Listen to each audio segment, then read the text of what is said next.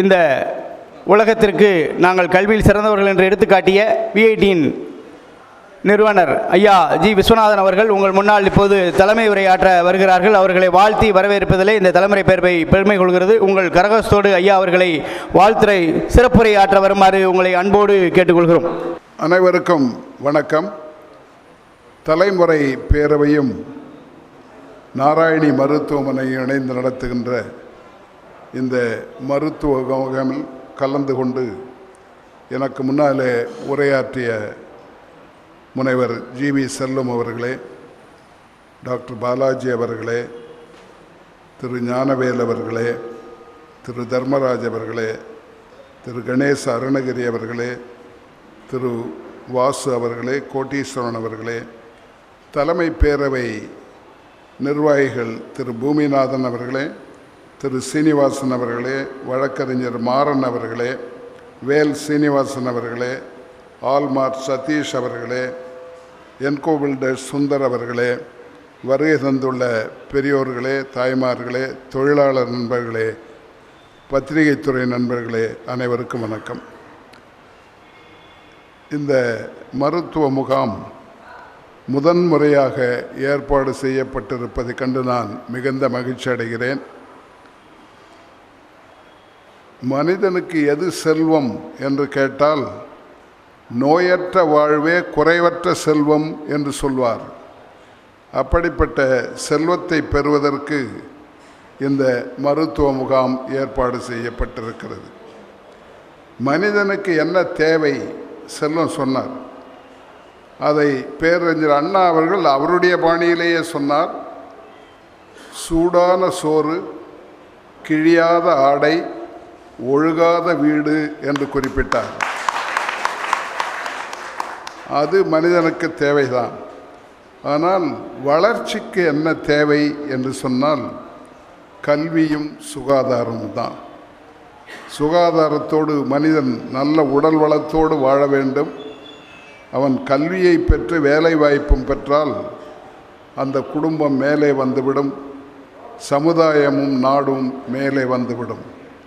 அதைத்தான் இன்றைக்கு நாம் செய்வதற்கு முயற்சி செய்து கொண்டிருக்கிறோம். உங்களுக்கு தெரியும், கல்வியிலே தமிழ்நாடு முன்னணியிலே உள்ள மாநிலம். ஆனால் இந்த வட மாவட்டங்கள், பழைய வடார்காடு, தென்னார்காடு, தருமபுரி, அந்த மூணும் இப்போ 8 மாவட்டம் ஆயிடுச்சுன்னு நினைக்கிறேன். 4, 2, 6, 8. இவைகள் எப்படி இந்தியாவுக்கு பீகார், யூபி இருக்கிறதோ அது மாதிரி தமிழ்நாட்டுக்கு இந்த வடார்காடு, தென்னார்காடு, தருமபுரி பின்தங்கிய மாவட்டங்கள். அதற்கு காரணம் கல்வியிலேயும் பின்தங்கி இருக்கிறோம், பொருளாதாரத்திலும் பின்தங்கி இருந்தோம். இப்பொழுதுதான் வளர ஆரம்பித்திருக்கிறோம். அதனுடைய ஒரு பகுதி தான் இந்த மருத்துவ முகாம். கல்விக்காகவும் அதை நாங்கள் செய்து கொண்டிருக்கிறோம். இங்கே என்னுடைய பிறந்த நாளை கொண்டாடுகிறீர்கள், அதை நான் உங்களுக்கு குறிப்பிட்டு சொல்ல வேண்டும். அந்த பிறந்த நாள் என்பதையே நான் கல்விக்காக செலவழிக்கின்ற நாளாக வைத்திருக்கின்றேன். எங்களுடைய ஆசிரியர்களும் ஆசிரியர் இல்லாத ஊழியர்களும் என்னுடைய பிறந்த நாள் அன்று ஒரு நாள் சம்பளத்தை கொடுக்கிறார், ஒரு நாள் ஊதியம். வேலூர் வளாகத்தில் மட்டும் 94 லட்சம் ரூபாய் கொடுத்திருக்கிறார்கள். சென்னை கேம்பஸ், சென்னை வளாகத்தில் 40 லட்சம் ரூபாய் கொடுத்திருக்கிறார்கள். நான் இதை ஒரு மூமெண்ட்டாக, ஒரு இயக்கமாகவே ஆக வேண்டும் என்று விரும்புகிறேன். காரணம், இன்னும் படிக்காதவர்கள் நிறைய இருக்கிறார்கள். படிப்பு என்று சொன்னால் நான் சொல்வது உயர்கல்வி, காலேஜோ பாலிடெக்னிக்கோ ஏதாவது போய் படிக்கிறது. 10ஆம் வகுப்போடு 12ஆம் வகுப்போடு பல பேர் நின்று போய்விடுகிறார்கள். அதற்கு மேலே படிக்க வைக்க வாய்ப்பில்லாமல் ஏழைகளும் நடுத்தர மக்களும் விட்டு விடுகிறார்கள். அந்த நிலைமை இருக்கக்கூடாது என்பதற்குத்தான் இந்த அறக்கட்டளை ஒன்றை துவங்கி அனைவருக்கும் உயர்கல்வி அறக்கட்டளை என்று பெயர். அதில் இதுவரையில் 9400 பேருக்கு கல்வி உதவித்தொகை வழங்கியிருக்கிறோம் நம்முடைய மாவட்டத்தில் மட்டும். இந்த வேலூர் மாவட்டம் மட்டுமல்ல, திருவண்ணாமலையும் இப்போது சேருகிறது, பழைய வடார்காடு மாவட்டம். என்னுடைய யோசனை, நாம் இந்த GER என்று ஆங்கிலத்தில் சொல்வோம், கிராஸ் என்ரோல்மெண்ட் ரேஷியோ. அப்படின்னா இந்த 18 வயதிலிருந்து 23 வயது வரை இருப்பவர்கள் எவ்வளவு பேர் உயர்கல்விக்கு போகிறார்கள் என்பதுதான் அதை வைத்து கணக்கு போடுவார். இந்தியாவுடைய சராசரி எவ்வளவு? 27%. நம்முடைய மாவட்டம் 27% தான் இருக்கிறது. ஆனால் தமிழ்நாடு 50% இருக்கிறது. தமிழ்நாட்டினுடைய சராசரி. நாம் அதைவிட இன்னும் மேலே போக வேண்டும்.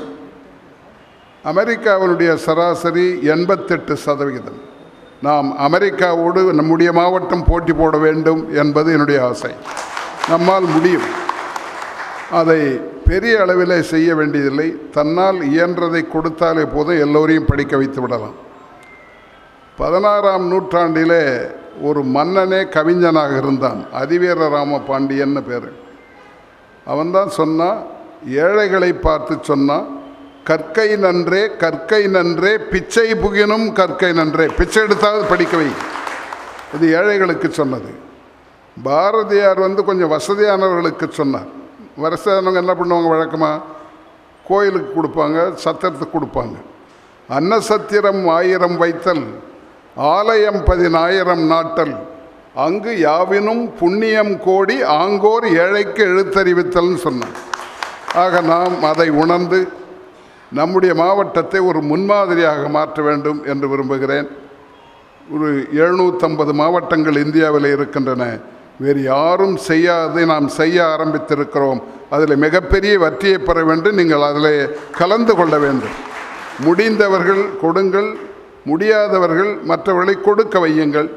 யாரும் குழந்தைகளை படிக்காமல் நிறுத்திவிடக்கூடாது. எனக்கு தெரியும், பல பேர் இப்போ எஸ்எல்சி படித்தாலே வேலை கிடைக்கும், 5000 10,000 வேலை கிடைக்குன்னு சொல்லி அனுப்பிச்சிடுவாங்க. அப்படி அனுப்பாமல் அவர்களை ஏதாவது ஒரு டிகிரி அல்லது டிப்ளமோ படிக்க வைத்து அதற்கு பிறகு போனால் வாழ்க்கையில் அவன் மேலே போவதற்கு வசதியாக இருக்கும். பையனோ பெண்ணோ. நான் சொன்ன இந்த 9400 பேரில் 2 பங்கு பெண்கள் மாணவிகள் என்பதை நான் நினைவுபடுத்த விரும்புகிறேன். ஒரு காலத்தில் பெண்கள் எல்லாம் படிக்க மாட்டாங்கன்னா அவங்க படிக்கிறதில்லை, அப்பா அம்மா அனுப்புறதில்லை. பையனை மட்டும் ஸ்கூலுக்கு அனுப்புவாங்க, பொண்ணை வீட்டு வேலை பார்க்க சொல்லிடுவாங்க. அந்த நிலைமையெல்லாம் இப்பொழுது மாறிவிட்டது. மாறி எல்லோரும் படிக்க ஆரம்பித்திருக்கிறோம். அப்படிப்பட்ட படிப்பை எல்லோரும் நீங்கள் கொடுக்க வேண்டும் என்பது என்னுடைய வேண்டுகோள். யாரும் படிக்காமல் நிற்கக்கூடாது. ஃபெயிலானால் பரவாயில்ல, மறுபடியும் அவனை எழுத வைங்க. சில பேர் ஃபெயிலானால் அதோடு நிறுத்திடுவாங்க. அதுவும் இல்லாமல் செய்ய வேண்டும். அப்படி வருமானால் இந்த கல்வி வந்தால் வருமானம் வந்துவிடும், வசதி வந்துவிடும். இந்த நோய்கள் எல்லாம் எல்லாரையும் போய் பார்த்து கொள்ள முடியும். அது இல்லாத காரணத்தினால்தான் இன்றைக்கி மருத்துவ முகாமை நடத்தி வசதி இல்லாதவர்களுக்கும் சுகாதாரத்தை கொடுக்க வேண்டும் என்பதற்காக இந்த அருமையான பணியினை நாராயணி மருத்துவமனை செய்கிறது. அந்த ஏற்பாட்டினை தலைமுறை பேரவை செய்திருக்கிறது. இருவருக்கும் என்னுடைய நன்றியை தெரிவித்துக் கொள்கின்றேன். வந்திருக்கிற உங்களுக்கெல்லாம் என்னுடைய வாழ்த்துக்களை சொல்லி முடிக்கின்றேன். நன்றி, வணக்கம். வேலூர் மாநகரில் நடக்கும் முக்கிய நிகழ்வுகளை ஒளிப்பதிவு செய்து தரும் நிறுவனம் வணக்கம் வேலூர். வணக்கம் வேலூரில் உங்களுடைய நிகழ்ச்சியும் இடம்பெற வேண்டுமா? தொடர்பு கொள்ளுங்கள் 9677858483 9677858483.